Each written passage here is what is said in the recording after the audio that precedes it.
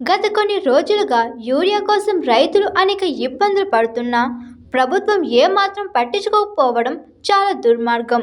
రాష్ట్రంలో నేడు రైతాంగం రోజుల తరబడి యూరియా కోసం రాత్రి నుండి లైన్లో నిలబడి నానా యాతన పడుతుంటే ప్రభుత్వం ఏమాత్రం పట్టించుకోకుండా, పైగా వీళ్ళు అసలు రైతులే కారు, బీఆర్ఎస్ పార్టీ వారు కావాలని మాపై దుష్టాచారం చేస్తుండు అంటిరి.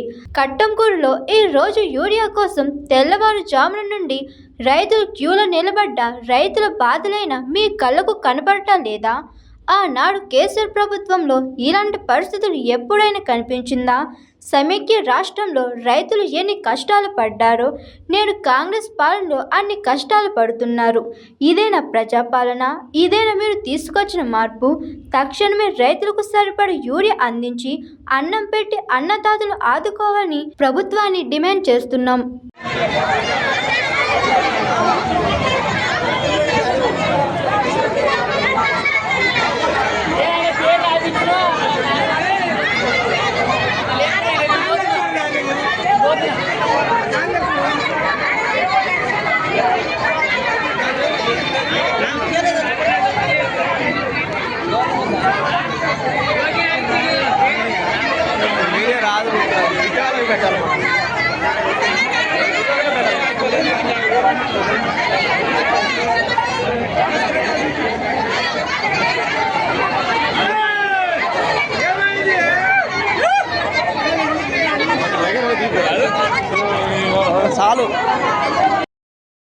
Hi, this is Swathi.